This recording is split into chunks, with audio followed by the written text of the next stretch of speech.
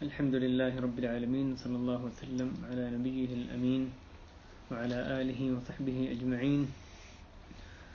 أعوذ بالله السميع العليم من الشيطان الرجيم.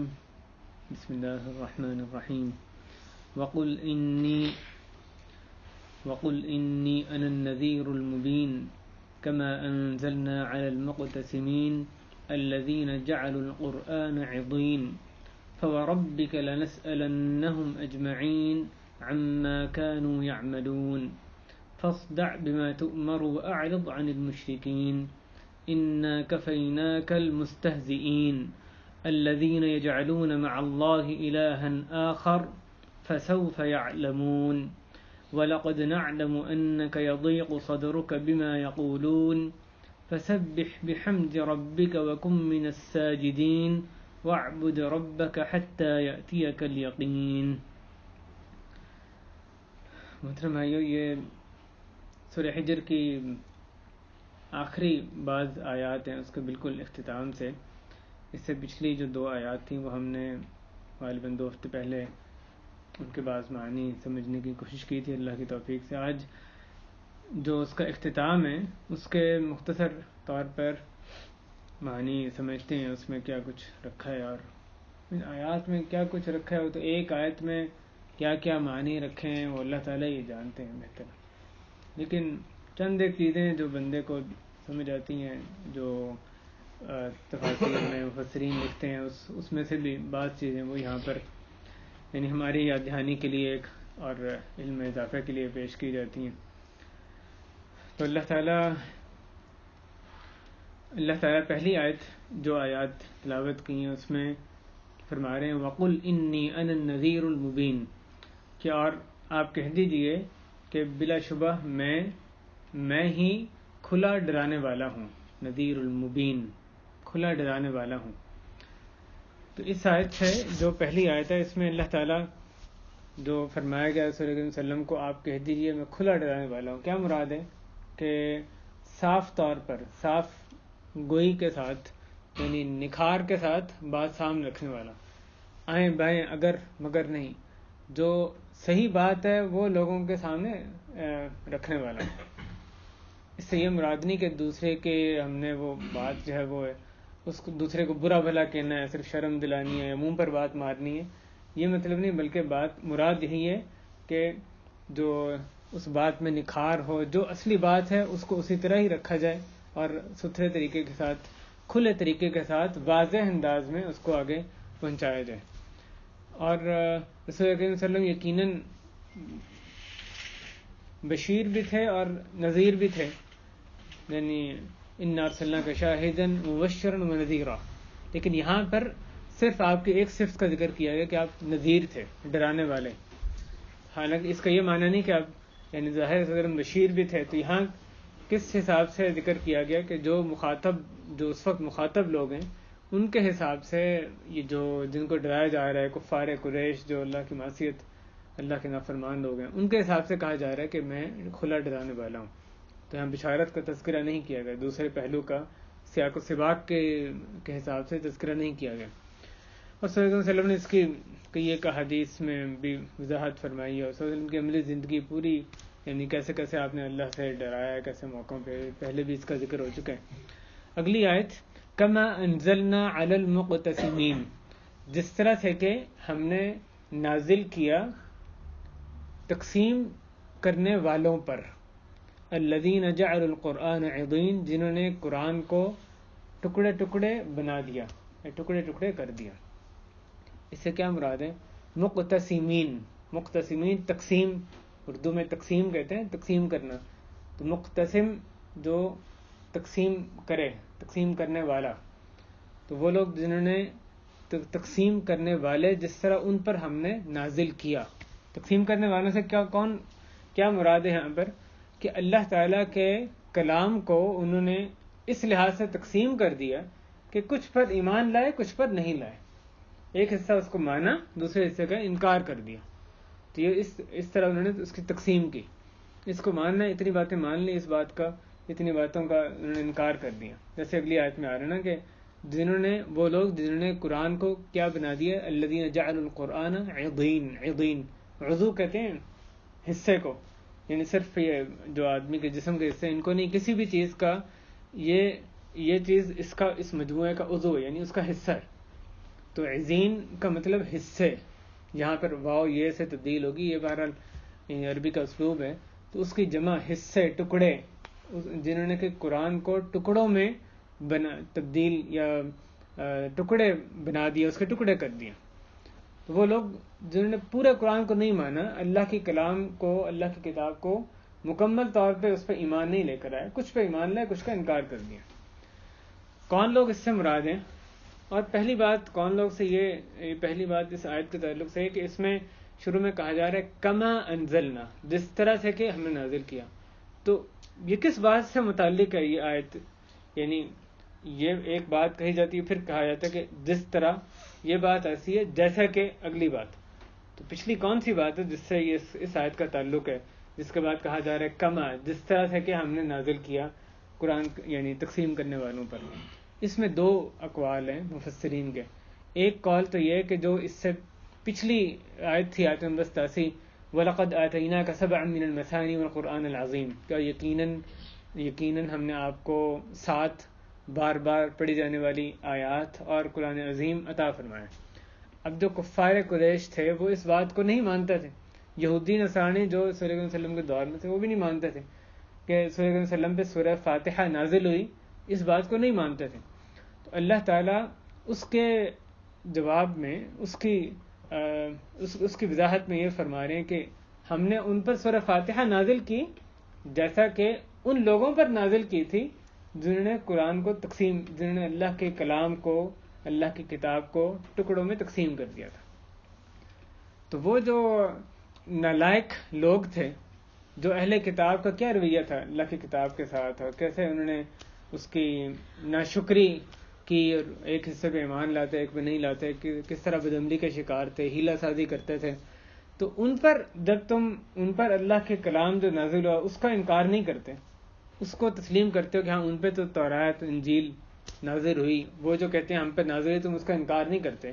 یقیناً ان پہ نازل ہوئی، ایک الگ بات ہے کہ بعد میں انہوں نے اس کی تحریف کر لی، لیکن ظاہر اللہ تعالیٰ نے تورات، انجیل پر حق کتابیں نازل فرمائی.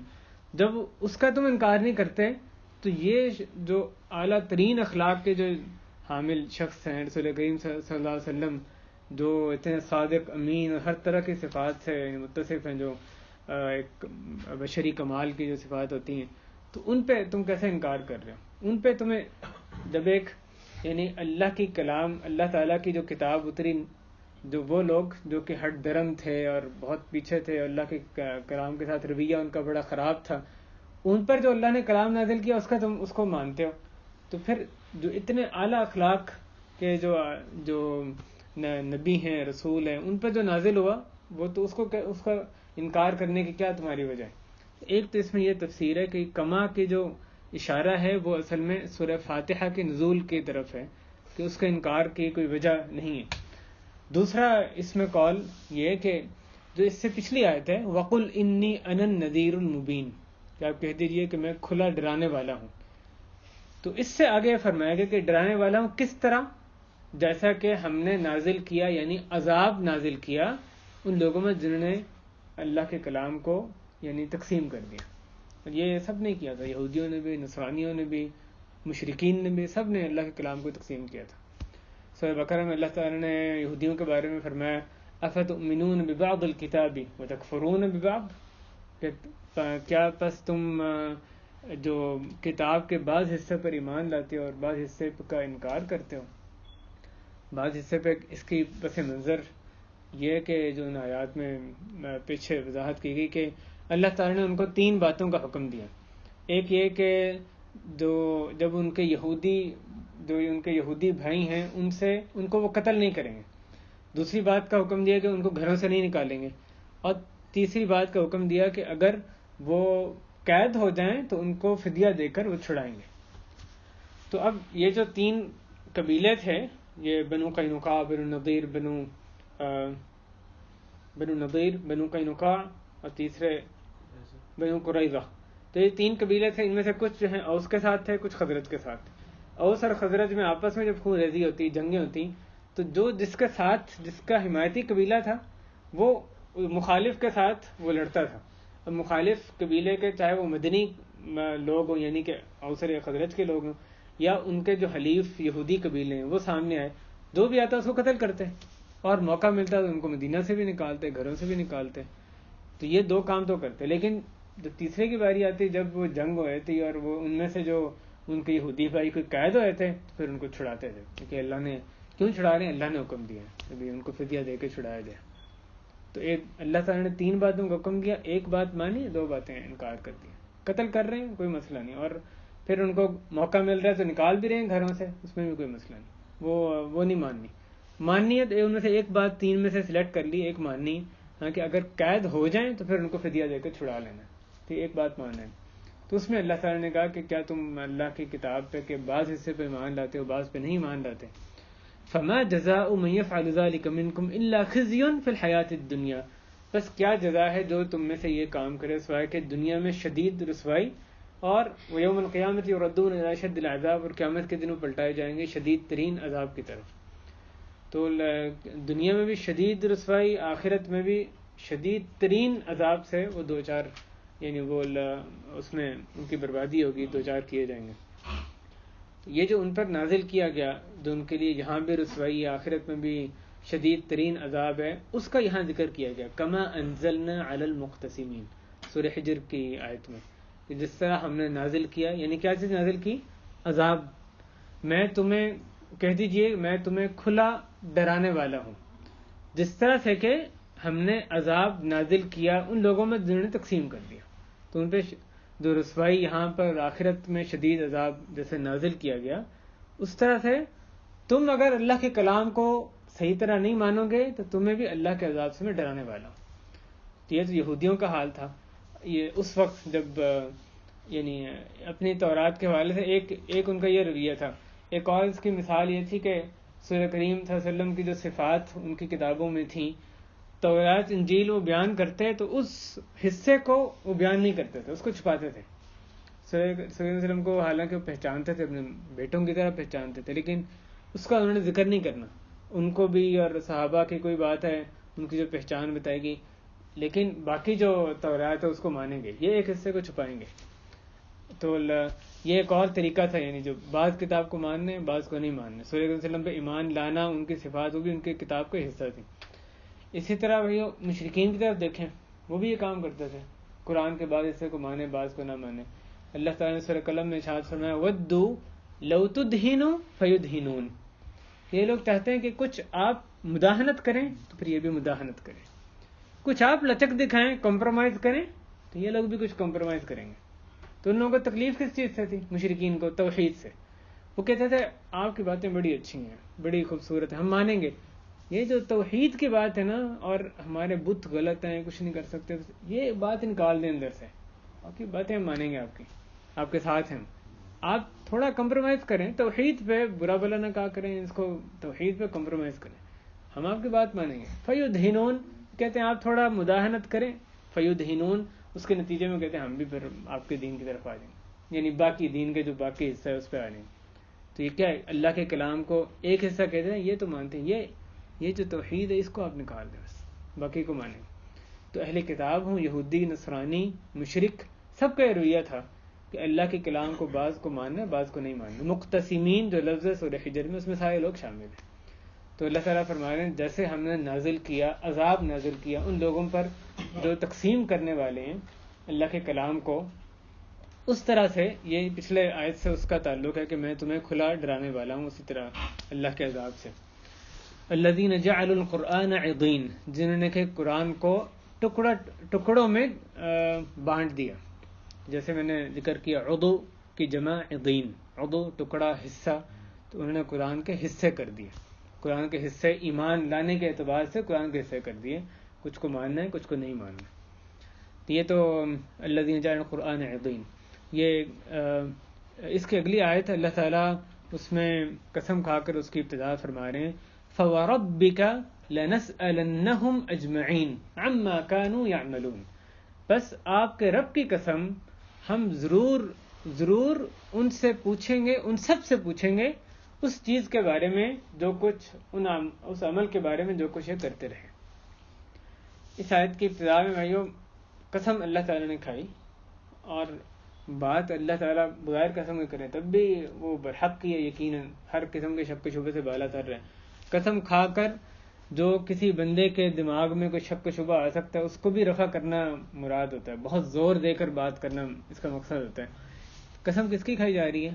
فوربک، آپ کے رب کی قسم.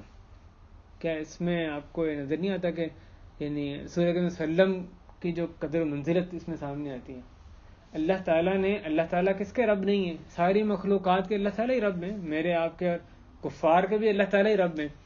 اللہ تعالیٰ نے قسم کھانے کے لیے اپنی ربوبیت کی نسبت کرنے کے لیے جس مخلوق کا انتخاب کیا وہ نبی پاک صلی اللہ علیہ وسلم ہے.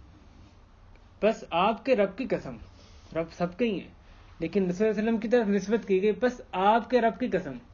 تو آپ دیکھیں رسول کریم وسلم کی اللہ کے ہاں کیا قدر و منزلت تھی. ان کو مخاطب کر کے ان کی طرف اللہ تعالیٰ اپنی نسبت کر رہے ہیں کہ آپ کے رب کی قسم. آگے بات آ رہی ہے، پہلے تو اس میں رسول اللہ کی قدر و منزلت ہے، پھر آگے کہا جا رہا ہے کس بات پر قسم کھائی جا رہی ہے؟ لَنَسْأَلَنَّهُمْ أَجْمَعِينَ، کہ یقیناً ہم ان سے ضرور پوچھیں گے. لا بھی یقیناً ہے، لَنَسْأَلَنَّ یہ نون، یہ بھی نون توکید، نون تاکید کہتے ہیں اس کو، یعنی دو صیغے استعمال کی گئے. پہلے قسم کھائی گئی، آپ کے رب کی قسم، یقیناً ہم ان سے ضرور پوچھیں گے جو کچھ یہ کرتے ہیں اس کے بارے میں. یہاں پر ہمیں ایک اشکال یہ آ سکتا ہے کہ قرآن مجید میں بعض دوسری مقامات پہ یہ فرمایا گیا کہ جو مجرم لوگ ہیں ان سے سوال نہیں کیا جائے گا. مثلا اللہ تعالیٰ نے فرمایا کہ سورہ رحمان میں فرمایا فَيَوْمَئِذٍ لَا يُسْأَلُ عَنْ ذَنْبِهِ إِنسٌ وَلَا جَانٌ، کہ پس اس دن نہ سوال نہیں کیا جائے گا نہ کسی انسان سے نہ جن سے. فَبِأَيِّ آلَاءِ رَبِّكُمَا تُكَذِّبَانِ، پس تم اپنے رب کی کن نعمتوں کو جھٹلاؤ گے. تو اس دن سوال نہیں کیا جائے گا. یہاں سوال کرنے کی سراحت سے نفی کی گئی کہ کسی انسان سے کسی جن سے سوال نہیں کیا جائے گا. اسی طرح سورہ قصص میں اللہ تعالیٰ نے قارون کا قصہ ہے، وہاں پہ ذکر کیا کہ لا يسأل عن ذنوبهم المجرمون، کہ یعنی قیامت کے دن جو مجرموں سے ان کے بارے میں سوال نہیں کیا جائے گا. لا يسأل سوال نہیں کیا جائے گا عن ذنوبهم ان کے ذنوب، ان کے گناہوں کے تعلق سے مجرموں سے. تو ان دو آیات میں اس کی نفی آ رہی ہے، واضح الفاظ میں نفی آ رہی ہے. قیامت کے دن جو مجرم لوگ ہیں، کسی بھی انسان سے کسی بھی جن سے، گناہ گاروں سے ان کے گناہوں کے بارے میں سوال نہیں کیا جائے. جبکہ اس آیت میں انتہائی تاکید کے صیغے کے ساتھ سورہ حجر میں کہا جا رہا ہے فَوَرَبِّكَ لَنَسْأَلَنَّهُمْ، کہ ہم ضرور ان سے سوال کریں گے جو کچھ وہ کرتا ہے اس کے بارے میں.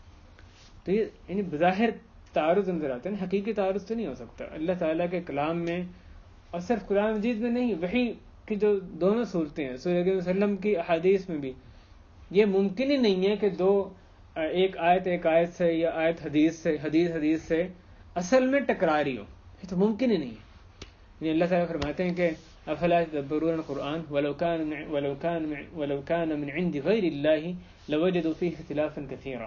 یہ کیا یہ قرآن پر غور و فکر نہیں کرتے، تدبر نہیں کرتے، اور اگر یہ اللہ کے علاوہ کسی اور کی طرف سے ہوتا تو اس میں بہت اختلاف پاتے. تو قرآن مجید اللہ کی طرف سے، اس میں اختلاف ممکن نہیں ہے. ایک آیت دوسری آیت کے مطابق ہی ہوگی، لیکن یہ اختلاف بظاہر اختلاف ہوتا ہے. یعنی ہماری کم علمی کی وجہ سے ہمیں اختلاف نظر آتا ہے. اس کے گہرائی میں جائیں تو وہ اختلاف جو ہے وہ حل ہو جاتا ہے. اصل میں ان کے معنی میں مطابقت ہوتی ہے. اب یہاں پر بظاہر اختلاف ہے. اس آیت میں سورہ حجر میں کہا جا رہا ہے لازماً ان سے سوال کیا جائے گا. دوسری جو دونوں آیات پڑھی ان میں کہا جا رہا ہے ان سے سوال بالکل نہیں کیا جائے گا کسی انسان سے، کسی جن سے. اس کا جواب یہ ہے کہ جو سوال کرنے کی نفی کی گئی سورہ رحمان میں، اس سے اگلی آیت دیکھیں، اس میں کہا گیا یعرف المجرمون بسیماہم، جہاں پہلے نفی کی گئی کہ اس دن سوال نہیں کیا جائے گا کسی بھی انسان سے اور کسی بھی جن سے. آگے فبأي آلاء ربكما تكذبان، اس کی اگلی آیت ہے کہ یعرف المجرمون بسیماہم، کہ اس دن پہچانا جائے گا، پہچان لیے جائیں گے مجرم اپنی نشانیوں سے. یعرف المجرم بسیماہم، اپنی نشانیوں سے. بس ان کو پکڑا جائے گا فیؤخذ بالنواصی والاقدام، ان کے پیشانیوں سے اور ان کے پاؤں سے پکڑ لیا جائے گا، لہذا یعنی جہنم کی طرف ان کو دھکیلا جائے گا، جہنم میں ڈالنے کے لیے. تو یہ ان کی جب نشانیوں سے چیز واضح ہو رہی ہے، ان کی نشانیوں سے پہچان لیے جائیں گے، تو ان سے اس وجہ سے سوال نہیں کیا جائے گا کہ ان کے جرم کو ثابت کرنا ہے. جس سوال کی نفی کی گئی ہے وہ کس سوال کی نفی ہے؟ جرم کو ثابت کرنے کے لیے سوال درکار نہیں ہوگا، بلکہ اس دن کیا ہوگا، نامہ اعمال سامنے ہوں گے، دائیں بائیں ہاتھ میں ہر عضو انسان کا بول رہا ہوگا، اس کی آنکھیں، اس کے پاؤں، اس کے ہاتھ بول رہے ہوں گے، پاؤں بول رہے ہوں گے، حتیٰ کہ اس کی زبان بھی بول رہی ہوگی، لیکن اس کی یعنی اس کی کتنی مرضی چلتی ہے ایک علیحدہ بات ہے. اس کے ہاتھ بولیں گے، اس سے ان ہاتھوں سے اس نے کیا کیا، پاؤں بولیں گے، وہ زمین جس پہ اس نے کام کیا وہ زمین بولے گی، اس کے لیے گواہی دے گی، ہر چیز اس سے بول رہی ہوگی. اب کیا باقی رہ جائے گا اس سے؟ یعنی جرم ثابت کرنے کے لیے کیا اس سے پوچھا جائے گا تو نے جرم کیا کہ نہیں؟ اتنی گواہیاں سامنے، جو یہ کرامن کاتبین ساری زندگی لکھتے رہے وہ سامنے ہوگا، نامہ اعمال سارا سامنے ہوگا، پورا الف سے یہ تک یہ کیا. تو جرم کو ثابت کرنے کے لیے پوچھنے کی کوئی ضرورت نہیں ہوگی، کیونکہ اس کی پہچان تو اس کی اپنی نشانیوں سے پہچان ہو رہی ہے. یعرف المجرمون بسیماہم، ان کی نشانیوں سے وہ پہچان لیے جائیں گے. جو مجرم ہیں اپنی نشانیوں سے پہچان لیے جائیں گے، ان کی شکل سے پتہ لگے گا یہ لوگ مجرم ہیں. اب اس سے پھر پوچھا جائے گا کہ تم مجرم ہے کہ نہیں، اس کی ضرورت نہیں. تو یہ اس کا انکار کیا جا رہا ہے، یعنی اس قسم کے اس مقصد سے جو سوال ہے اس کا انکار کیا جا رہا ہے. اس کی مزید وضاحت سورہ صافات میں آتی ہے کہ جہاں اللہ تعالیٰ نے فرمایا احشروا الذین ظلموا ازواجہم وما كانوا يعبدون، کہ جمع کرو، اکٹھا کرو ان لوگوں کو جنہوں نے ظلم کیا اور ان کی ازواجہم. اس کے دو معنی، دو ترجمے کیے گئے ہیں. یا مطلب یہ ہے کہ ان کی بیویوں کو اور شوہروں کو، بیوی یا شوہر کو، مراد یہ کہ وہ بیوی جو شوہر کے ساتھ معصیت میں شریک تھی، یا وہ شوہر جو بیوی کے ساتھ معصیت میں شریک تھا، تو ان کو بھی جو نے ظلم کیا اور ان کے ساتھ جو شریک اللہ کی معصیت ساتھ ان کے کرنے والی بیوی یا شوہر، ان کو بھی ساتھ جمع کرو، جوڑوں کو لے کرو. اور دوسرا معنی اس کا ترجمہ یہ کیا گیا کہ ان کے جو ہم نوا، ہم پیالہ جو لوگ ہیں، جو ان کا گروپ تھا، جیسے وہ زمین میں اکٹھے رہتے تھے کہ یہ تو ہمارا یعنی یار ہے، دوستی، اکٹھے مل کے ایک جیسے جرم کرتے تھے، ایک جیسے مجرم ہیں، تو ان لوگوں کو جنہوں نے ظلم کیا اور ان جیسے جو لوگ ہیں جو ان کے ہم نوالا ہیں، ان کو سب کو اکٹھا کرو. اور پھر کیا کرو؟ وما كانوا يعبدون من دون اللہ، اور جو کچھ جس کی وہ اللہ کی عبادت کرتے تھے اللہ کے علاوہ. اور پھر کیا کرو؟ فہدوہم الی صراط الجحیم، ان کو جہنم کی رستے کی طرف لے جاؤ. اس کے آگے فرمایا گیا وقفوہم انہم مسئولون ما لکم لا تناصرون، ان کو روکو، ان سے پوچھا جائے، یہ پوچھے جانے والے ہیں کہ تمہیں کیا بات ہے، تم ایک دوسرے کی مدد نہیں کر رہے. تو پوچھنے کا ذکر کہاں کیا؟ فیصلہ کے بعد یا فیصلے سے پہلے؟ فیصلہ تو ہو چکا. اللہ تعالیٰ کہہ رہے ہیں کہ ان کو جمع کرو، ان کو جہنم کے رستے کی طرف ان کو لے جاؤ. اور پھر کہا جائے روکو ان کو، وقفوہم، فیصلہ ہو چکا ہے جہنم میں لے جانا ہے، وہ فیصلہ ختم. اور پھر کہا جائے روکو انہم مسئولون، ان سے پوچھا جانا ہے. اب یہاں پوچھے جانے کا مقصد کیا ہے، جس کا ذکر سورہ حجر میں بھی آیا ہے کہ ان سب سے ضرور پوچھے جانا ہے. یہ شرم دلانے کے لیے، ان کو ذلیل رسوا کرنے کے لیے پوچھا جانا ہے.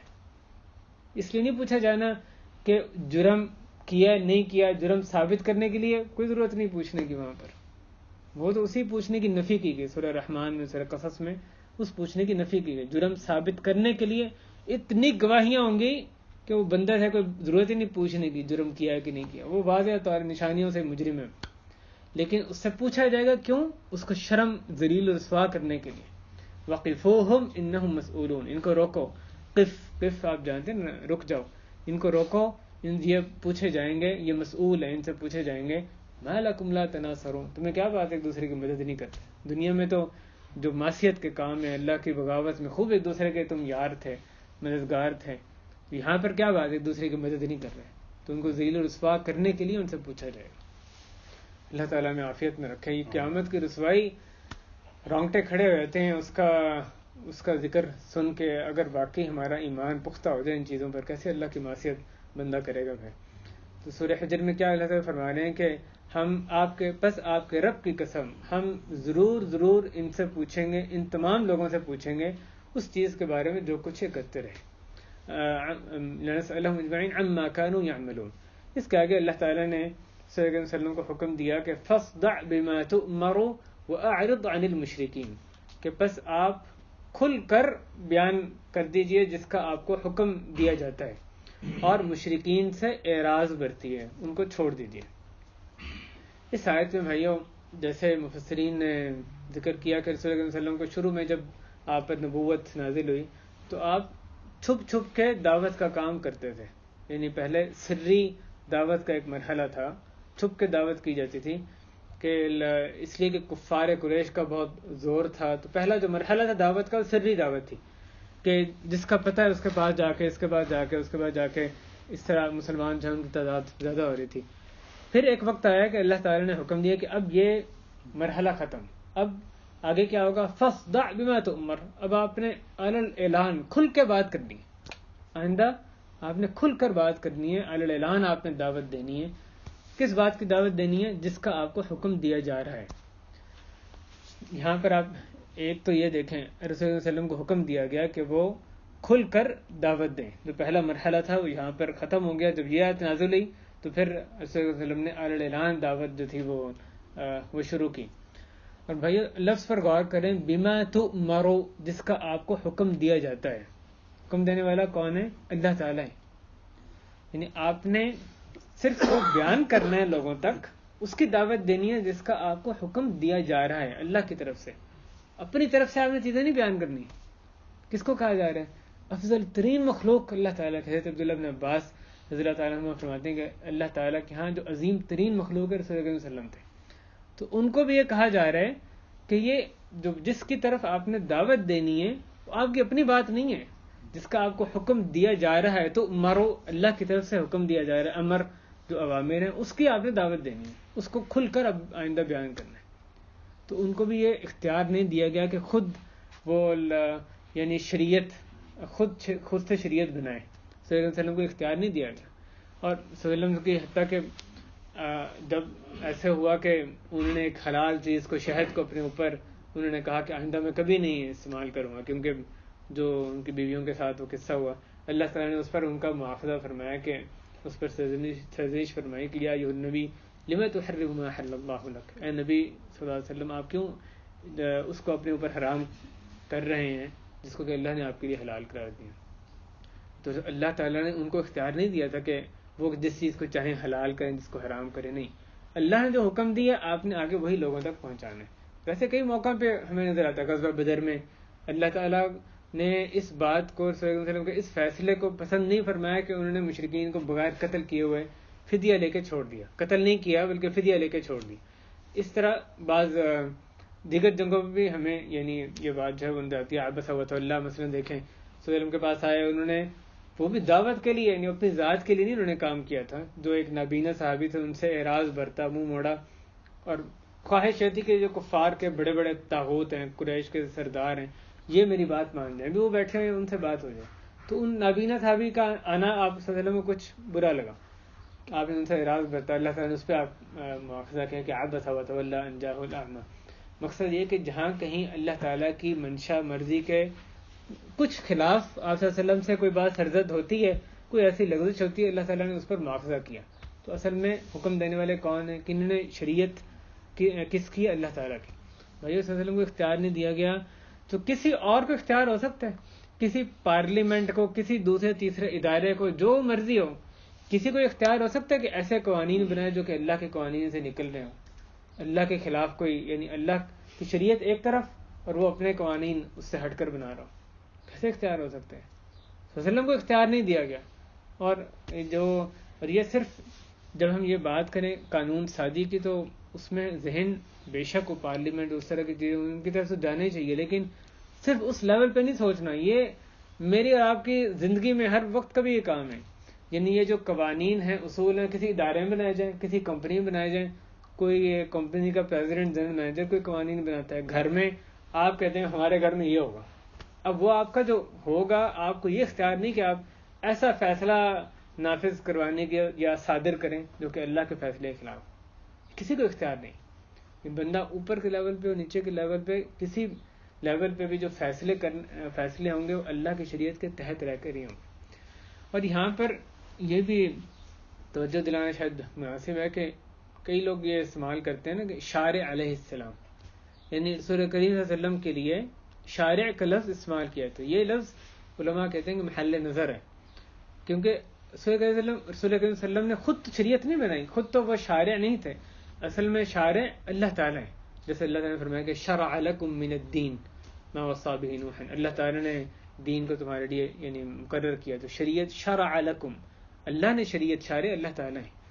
تو رسول اللہ صلی اللہ علیہ وسلم جو ہیں وہ صرف اللہ کی بات آگے پہنچانے والے، یعنی ظاہر رسول اللہ صلی اللہ علیہ وسلم کی جو اللہ کی طرف سے پہنچائی ہوئی بات ہے وہ شک و شبہ سے بالا تر رہے وہ، لیکن اللہ کی طرف سے بات پہنچا رہے ہیں، اپنی بات نہیں، خود سے وہ بات نہیں، قوانین نہیں بنا رہے، بلکہ اللہ تعالیٰ نے جو قوانین نازل کیا، احکامات نازل کیے، وہ آگے لوگوں تک پہنچا رہے ہیں.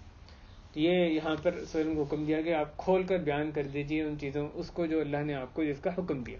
وَأَعْرِضْ عَنِ الْمُشْرِكِينَ، اور جو مشرکین سے اعراض برتی ہو، یعنی ان کی طرف توجہ نہ کریں، ان کے مشرکین کی وجہ سے اپنی دعوت کو نہ چھپائیں، مشرکین کو چھوڑیں. وہ آپ جو خدشہ ہے کہ مشرکین کیا کہیں گے، ان کی طاقت اور ان کی جو جبروت ہے اس سے ڈر ہے، ان کو چھوڑ دیں. آپ برملا اپنی دعوت کا اعلان کریں، کھلم کھلا آپ دعوت دیں. وَأَعْرِضْ عَنِ الْمُشْرِكِينَ، اور جو رسول اللہ کا کام تھا وہی ان کی امت کا کام ہے. یعنی یہ جو تبلیغ کا کام رسول اللہ نے کیا ہے، ان کے بعد قیامت تک تمام مسلمان، تمام رسول اللہ کی جو پیروکار ہیں ان کا بھی یہی کام ہے کہ وہ انہی کی رستے کی طرف ان لوگوں کو دعوت دیتے رہیں. اس سے اگلی آیت میں اللہ تعالیٰ نے فرمایا اِنَّا كَفَيْنَاكَ الْمُسْتَهْزِئِينَ، کہ بلا شبہ ہم آپ کو کفایت کریں گے، کفایت کرتے ہیں کن لوگوں کی طرف سے؟ مستہزئین، ٹھٹھا اڑانے والوں کی، مذاق استہزاء کرنے والوں کی طرح والوں کے مقابلے میں ہم آپ کو کفایت کریں گے. تو صلی اللہ علیہ وسلم کا جو مذاق اڑائے گا، اللہ تعالیٰ صلی اللہ علیہ وسلم کو یہ تسلی دے رہے ہیں، گارنٹی دے رہے ہیں کہ ہم ان کی طرف سے آپ کے لیے کافی ہو جائیں گے. وہ آپ کو یعنی ان سے آپ کی ہم حفاظت کریں گے. جیسے ترمذی میں حدیث آتی ہے کہ صلی اللہ علیہ وسلم پہلے حراست ہوا کرتی تھی، حراست پہرے داری صلی اللہ علیہ وسلم کے دی جاتی تھی. پھر اللہ تعالیٰ نے جب وہ آیت اتاری کہ واللہ یعصمک من الناس، اور شاید ایک روایت میں اس آیت کا بھی ذکر ہے، تو کہ اللہ تعالیٰ آپ کی حفاظت کریں گے. تو صلی اللہ علیہ وسلم نے خیمے سے اپنا سر مبارک نکالا اور کہا کہ تم لوگ چلے جاؤ، انصرف ہو، کیونکہ اللہ تعالیٰ نے میری حفاظت کا ذمہ لے لیا. تو پھر جو حراست ہر وقت ہوتی تھی اس کو ختم کر دیا گیا. اللہ تعالیٰ نے واللہ یعصمک من الناس، اللہ نے آپ کی حفاظت کا ذمہ لے لیا. تو صلی اللہ علیہ وسلم کی حفاظت، جو لوگ آپ کا مذاق اڑائیں، ٹھٹھا ماریں، طنز کریں، ہم ان کی طرف سے آپ کے لیے کافی ہیں. تو بھائیو یہ پہلی بات تو یہ کہ کس کا مذاق اڑایا جا رہا ہے؟ یعنی رسول کریم صلی اللہ علیہ وسلم کا. اس کے لیے اللہ تعالیٰ فرما رہے ہیں کہ ہم آپ کے لیے کافی ہیں. وہ تو اگلی بات ہے کہ کافی ہیں، مذاق اڑایا جا رہا ہے، پھر کافی ہونے کی بات کی جا رہی ہے. پہلی بات ہے کہ مذاق اڑایا جا رہا ہے کس کا؟ وہ جو عقل مند ترین انسان تھے ان کا مذاق اڑایا جا رہا ہے. دعوت دینا کیا ان سے بہتر کسی کو آتا تھا؟ صلی اللہ علیہ وسلم سے بہتر. پھر بھی کیسی کیسی باتیں ان کو کہی جاتی ہیں، ہر قسم کا طنز اور یعنی بولیاں ان کو بولے جاتے ہیں. تو وہ آدمی جو صلی اللہ علیہ وسلم کا پیروکار ہو، صحیح دین پر عمل کرے، اللہ کی دین کی طرف دعوت دے، وہ سمجھے کہ وہ تو اس چیز سے بالکل محفوظ رہے گا. اور دین کی دعوت ایسے دینی ہے، کوئی کسی سے کوئی بات نہ سننی پڑے، کوئی مذاق نہ اڑائے. کیا یہ ممکن ہے؟ کیسے ہو سکتا ہے؟ صلی اللہ علیہ وسلم کا جب مذاق اڑایا گیا، افضل ترین طریقے سے آپ نے دعوت دی، ظاہر ہے حکمت، صلی اللہ علیہ وسلم سے زیادہ کس کو اللہ نے حکمت عطا فرمائی تھی؟ حکمت سے، پوری وزڈم سے وہ دعوت دیں، اور پھر ان کا مذاق اڑایا جائے. مذاق بھی ایسا یعنی پورے زور و شور کے ساتھ اپنی پوری توانائی صرف کر کے جو مشرکین ان کا مذاق اڑائیں اور کیا کچھ ان کے لیے وہ گالیاں بکیں معاذ اللہ. تو جو آپ کی پیروی کرے گا وہ ذرا سی ہلکی سی بات سننے سے پیچھے ہٹ جائے. یہ بات نہیں ہو. یہ بندہ جب دین پر چلنا ہے بندے نے اور دین کی طرف دعوت دینی ہے، خود عمل کرنا ہے، تو اپنے آپ کی ذہن سازی کرے اس بات پر. یہ دنیا نعمت اصل میں جو مکمل نعمت آخرت میں ملنی ہے. دین پر چلنا ہے تو لوگ یعنی مذاق تو اڑائیں گے. یہ نہیں ہو سکتا کہ آپ سارے لوگ صرف واہ واہی کریں، پھول نچھاور کریں آپ پر، اور آپ دین کی صحیح جو ہے وہ تبلیغ کر رہے ہیں اور دین پر عمل پیرا ہوں. یہ ممکن نہیں ہے. یہ عام طور پر یہ طریقہ نہیں ہوتا. جب بندہ دین پہ چلے، اسے آدمی کو گھبرانا نہیں چاہیے. رسول اللہ صلی اللہ علیہ وسلم کا مذاق اڑایا گیا تو اس نادان یعنی اس اتنے کم درجے کا میں اور آپ کس کھاتے میں؟ صلی اللہ علیہ وسلم کا مذاق اڑایا جا رہا ہے تو ہم کس گنتی میں؟ تو ہمارا اگر کچھ مذاق اڑا لیا جائے، کسی نے کوئی بات کہہ دی، دین کے ایک حکم پر عمل کرنے کی وجہ سے کوئی ملا کہہ دیا، عورت کو پردہ کرنے کی وجہ سے اس نے بڑی مائی کہنا شروع کر دیا، یا کوئی مثلا کسی نے داڑھی رکھ لی، بندے داڑھی نہیں رکھتے ہو، کہتے ہیں ہمیں پتہ ہے صحیح ہے، یعنی باقی صحیح بات ہے رکھنی چاہیے، لیکن رکھ لی تو لوگ کیا کہیں گے؟ وہ یعنی دوستیاں وہ نبھانی مشکل ہو جائیں گی، شادیاں نہیں ہوں گی. کئی دفعہ تو اماں جو ہے بچے کو کہتی تھی بیٹا داڑھی نہ رکھنا، شادی نہیں ہوگی. اس طرح کی جو باتیں ہیں وہ معاشرے میں اگر کوئی بات کہی جاتی ہے، ملا کہہ دیا جاتا ہے، کوئی اور ایسی دوسری تیسری باتیں، تو کیا اس سے دین سے پیچھے ہٹ جائیں؟ صلی اللہ علیہ وسلم اس سے کہیں زیادہ ان کو تنگ کیا گیا، اس کا کوئی مقابلہ نہیں جتنا ہمیں تنگ کیا جاتا. اور صلی اللہ علیہ وسلم پھر بھی ثابت قدم رہے. اللہ تعالیٰ نے ان کو کہا کہ انا کفیناک، ہم آپ کو کافی ہو جائیں گے.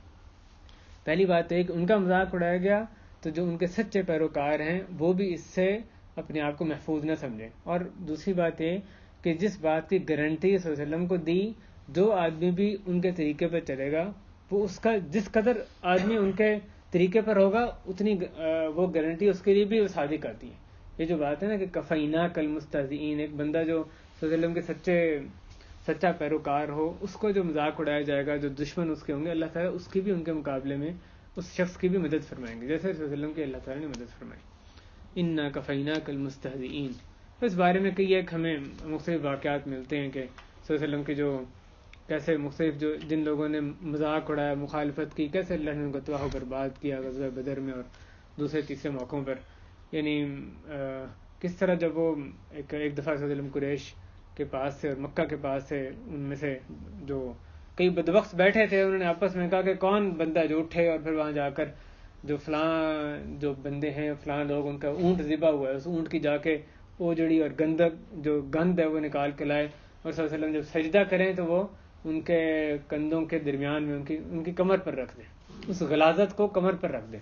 تو جو ان میں سے بدبخت ترین جو بندہ تھا، جو منحوس، وہ وہاں سے اٹھا اور اس نے جا کے وہ گند لے کر آیا. صلی اللہ علیہ وسلم جب سجدے میں گئے تو وہ اس نے ان پر رکھ دیا. اللہ تعالیٰ عافیت میں ہمیں رکھے.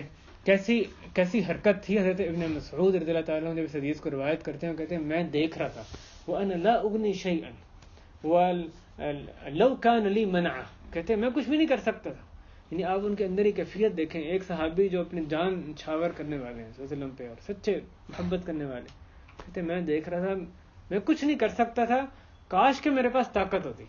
لو کان لی منع، کاش کہ میرے پاس طاقت ہوتی کہ میں جا کے ان کو روک دیتا، کچھ کر سکتا. میں کچھ نہیں کر سکتا، بے بس ان کو دیکھ رہا تھا. پھر ان کی جو دختر حضرت بی بی فاطمہ رضی اللہ تعالیٰ عنہ وہ آتی ہیں، وہ آ کے رسول اللہ صلی اللہ علیہ وسلم سے وہ گند کو دور کرتی ہیں. اس موقع پہ صلی اللہ علیہ وسلم نے، ابن مسعود کہتے ہیں کہ نماز پھر صلی اللہ علیہ وسلم نے جو بد دعا کی قریش کے لیے کہ اے اللہ قریش پر اپنی پکڑ نازل کر، اے اللہ قریش کو پکڑ لے، اللہ قریش کو پکڑ لے. اور اس کے بعد 7 مشرکوں کے نام لیا کہ فلاں کو فلاں کو فلاں سب کو پکڑ لے. ابن مسعود کہتے ہیں تمام کے تمام لوگوں کو، 6 کے نام روایات میں محفوظ ہیں، 7ویں کا نام راوی کہتے ہیں میں بھول گیا. تمام کے تمام لوگ جو ہیں میں نے دیکھا کہ وہ جو قلیب بدر کے کنویں میں ان کو وہ پھینکے ہوئے تھے، وہاں پہ ذلیل و خوار ہو کر قتل ہوئے تھے. اور اس طرح دیگر روایات میں بھی آتا ہے جو لوگ جنہوں نے اپنی مخالفت کی، استہزاء مذاق اڑایا، ان کا اللہ تعالیٰ نے دنیا میں ہی ان کا جو حشر لوگوں کے سامنے وہ کر دکھایا ہے. انا کفیناک المستہزئین الذین یجعلون مع اللہ الہا آخر فسوف یعلمون. جو لوگ اللہ تعالیٰ کے ساتھ ایک اور کسی اور معبود کو بناتے ہیں، فسوف یعلمون پس ان قریب یا پس یقیناً وہ جان لیں گے. فسوف یعلمون پس یقیناً وہ جان لیں گے. سوفا کا لفظی معنی ہوتا ہے ان قریب، لیکن قرآن مجید میں جہاں یہ استعمال ہوتا ہے تو یہ یقیناً کے معنی میں استعمال ہوتا ہے. یہ بات یعنی علماء نے تھے، علامہ راضی رحمہ اللہ انہوں نے لکھی ہے کہ سوفا جو ان قریب کا لفظ جب قرآن مجید میں استعمال ہو تو اس میں ان قریب کی بجائے مراد یہ ہوتی ہے کہ یقیناً ہم یہ جو لوگ ہیں جو رسول اللہ وسلم کے مخالفین ہیں یہ جان لیں گے. اس کے اگلی آیات ہم اسی پر ہی اکتفا کرتے ہیں کیونکہ وقت جو ہے وہ پورا ہو گیا. اس بارے میں اپنا ان آیات کو پڑھیں, اپنا محاسبہ کرنے کی کوشش کریں, اور کس طرح سے صلی اللہ علیہ وسلم کی ہم جو سچی پیروی جو بندہ بھی کرے, ہم جو سچے پیروکار ہونے کا جو دعویٰ کریں, اس کے تقاضے کیا ہیں. صلی اللہ علیہ وسلم کے طریقے پر چلنا ہے ہم نے. صلی اللہ علیہ وسلم کا جو مذاق اڑایا گیا, جس طرح سے انہوں نے دین پر اس کے باوجود وہ ڈٹے رہے, اسی طرح ہم نے بھی کام کرنا ہے.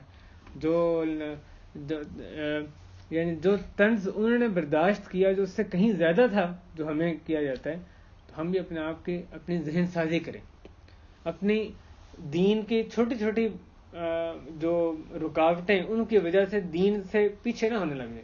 اور بھائیو وَدُّوا لَوْ تُدْهِنُوا فَيُدْهِنُونَ, یہ جو اصول بتایا گیا ہے کہ کمپرومائز کرنا, کہ بھئی یہ مقتسمین کہ کتاب کے ایک حصے پر وہ ایمان لاتے تھے, ایک پہ نہیں لاتے تھے, مشرک ہوں, اہل کتاب ہوں, دوسرے بھی, تو ہمارے اندر یہ صفت نہ آنے پائے. ہم نے کتاب الہی کو شروع سے آخر تک پورا کا پورا اس کو ماننا ہے, اپنی زندگیوں میں جاری و ساری کرنا ہے. یہ نہیں ہونا چاہیے کہ ایک حصے کو مانیں ایک کو نہ مانیں, اور یہودی اور جو مشرک تھے ان کے طریقے کو ہم اختیار کریں. اللہ تعالی ہمیں اپنے نیک بندوں میں شامل کرے, صلی اللہ علیہ وسلم کے سچے پیروکار ہیں ان میں ہمارا شمار ہوں. اس کے جو آخری آیات ہیں جو وَلَقَدْ نَعْلَمُ أَنَّكَ يَضِيقُ صَدْرُكَ بِمَا يَقُولُونَ, اس میں صلی اللہ علیہ وسلم کے دل کی تنگی کا ذکر کیا جا رہا ہے کفار کی طرف سے. اس میں بھی کئی ایک اسباق رکھے ہیں, اور پھر اس کے آگے اس تنگی کا کے علاج کے طور پر 3 باتوں کا 3 علاج ذکر کیے جا رہے ہیں. اللہ کی توفیق سے آئندہ پھر کبھی اس کا ذکر کریں گے. اللہ تعالی ہمیں اپنے نیک بندوں میں شامل فرمائے, قرآن و حدیث کا صحیح فہم ہمیں عطا فرما دے. اے اللہ ہماری اس مجلس کو مبارک بنا, ہمیں اخلاص عطا فرما. اے اللہ ہمارا یہاں بیٹھنا صرف اپنے لیے اس کو خالص فرما لے.